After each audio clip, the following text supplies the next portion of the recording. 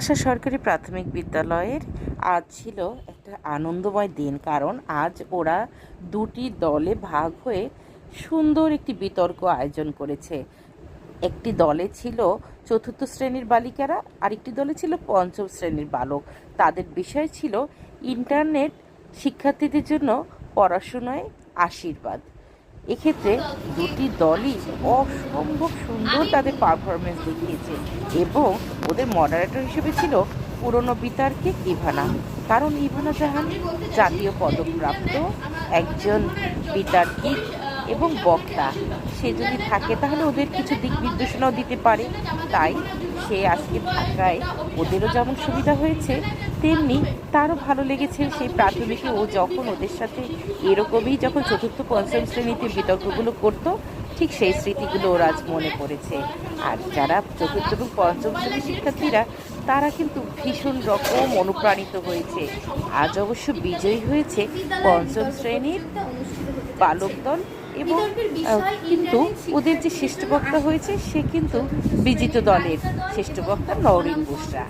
দু দলেরই ছিল আজ টান টান উত্তেজনা। আর আজকে বিতর্কে বিচারক মণ্ডলীতে ছিল মাধ্যমিক বিদ্যালয়ের স্বনামধন্য একজন শিক্ষক এবং ছিল সহকারী উপজেলা শিক্ষা অফিসার।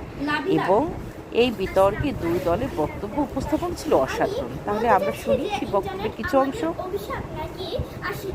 এখানে বেশিরভাগ বলা যায় যে ইন্টারনেট আমাদের আশীর্বাদ, কারণ কেউ যদি অসুস্থ হয় তাহলে আমরা সহজেই যোগাযোগের মাধ্যমে সেই খবরটিকে সবার কাছে পৌঁছে দিতে পারি। এবং আমরা যে সময় করোনা মহামারী হয়েছিল তখন আমরা ইন্টারনেটে ক্লাস করে এবং অন্যের সাথে যোগাযোগ করতে পেরেছি। এবং আমরা ইন্টারনেটের মাধ্যমে কোনো কিছু তৈরি করতে গেলে ইন্টারনেট ব্যবহার করতে পারি। আমার কর্তৃপক্ষ দলের জন্য অনুরোধ যে কিভাবে ইন্টারনেট আমাদের অভিশাপ হতে পারে।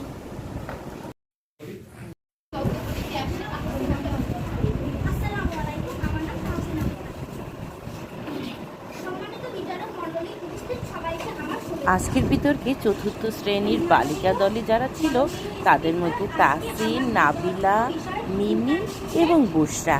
এবং পঞ্চম শ্রেণীর বালক দলে যারা ছিল তার মধ্যে ফেরদৌস, আবু জাফর, আবির কুন্ডু এবং মাহিম রহমান।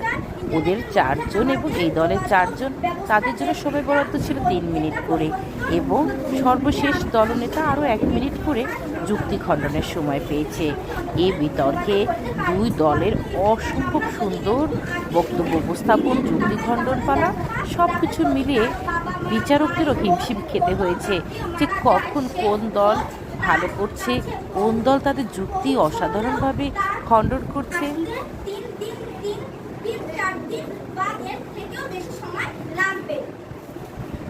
কিন্তু এখন এত সময় লাগে না, দিনের মধ্যে পৌঁছানো সম্ভব।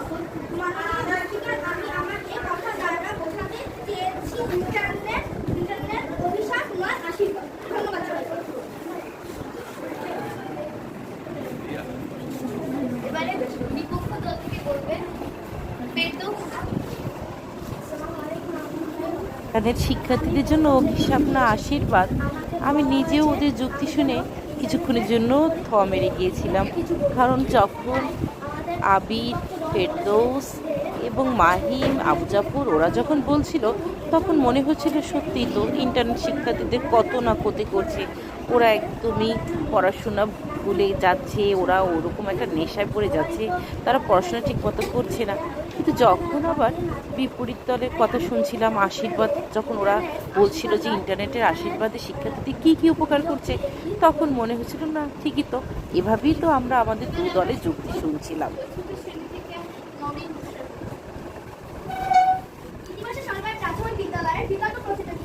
আমার বিপক্ষ দল ও আমার শ্রেণীকক্ষের সকলকে স্বাগত।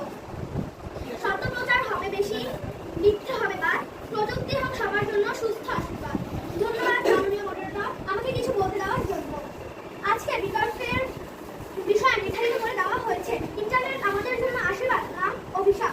আজকে আমি যুক্তি দিয়ে এটাই প্রমাণ করে দিয়ে যাব যে ইন্টারনেট আমাদের জন্য আশীর্বাদ।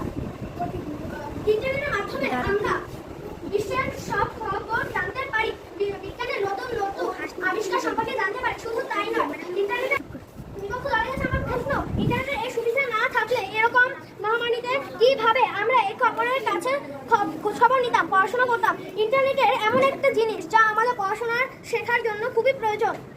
এমনকি আমরা বই না কিনেও আমরা ইন্টারনেট থেকে নামিয়ে পড়তে পারি।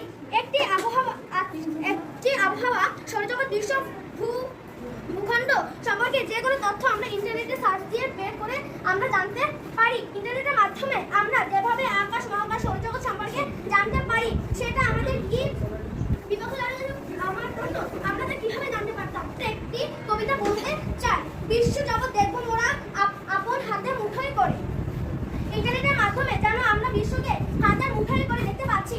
আমি এই যুক্তির মাধ্যমে প্রমাণ করলাম যে ইন্টারনেট আমাদের জন্য আশীর্বাদ, অভিশাপ নয়। ধন্যবাদ মাননীয় মডারেটর, ধন্যবাদ সবাই।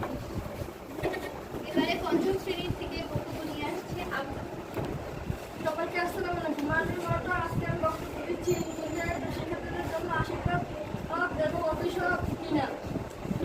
আমি বলতে চাই, পড়াশোনার ক্ষেত্রে ইন্টারনেট কাজে লাগিয়ে শিক্ষার্থীরা অনেক গেমসে আসক্ত হচ্ছে। ইন্টারনেট ব্যবহার করে শিক্ষার্থীরা মূল্যবান সময় নষ্ট করছে, যা শিক্ষার ক্ষেত্রে মাত্রাতিরিক্ত হুমকি স্বরূপ হয়ে দাঁড়াচ্ছে। আমি আরো বলতে চাই যে শিক্ষার্থীরা মোবাইল ইন্টারনেট ব্যবহার করে অনেক খারাপ কিছু যদি প্রতিটা বিদ্যালয়ে অন্তত এক মাসে একদিন করেও এরকম বিতর্ক প্রতিযোগিতার আয়োজন করতে পারি, তাহলে আমার মনে হয় দুই দলই তাদের যুক্তিগুলো সুন্দরভাবে উপস্থাপন করতে পারে।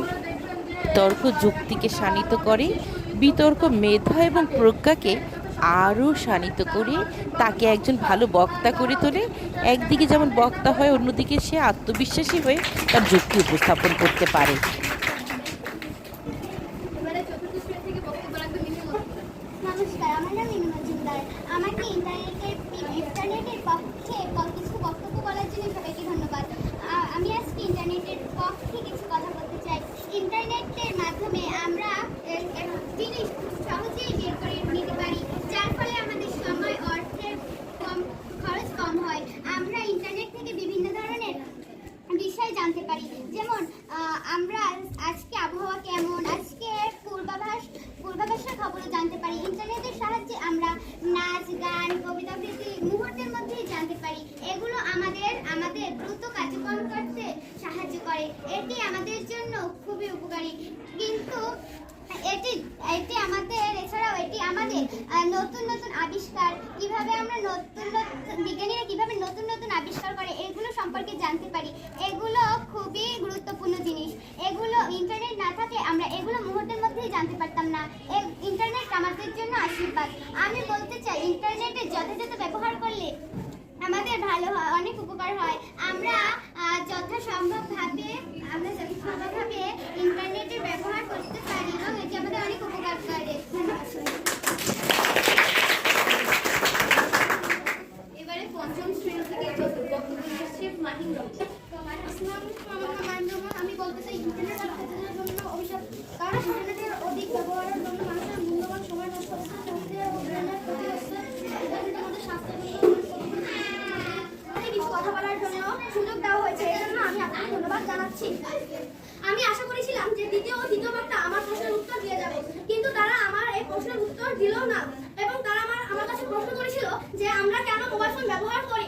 আমরা মোবাইল ফোন ব্যবহার করি কারণ আমাদের বিভিন্ন সাংস্কৃতিক অনুষ্ঠানের প্রয়োজন, আমাদের লেখাপড়ার এটি প্রয়োজন। আমরা বই না কিনেও আমরা ইন্টারনেটের মাধ্যমে আমরা সেই বইটি পড়তে পারি, এই জন্য আমরা মোবাইল ফোন ব্যবহার করি। ধন্যবাদ। ব্যবহার করলে শিশুদের স্বাস্থ্য এবং চোখের ও মানসিক সমস্যা দেখা দিতে পারে। তাই বলতে চাই যে ইন্টারনেট অল্প সময় এবং অতিরিক্ত না দেখতে পারে।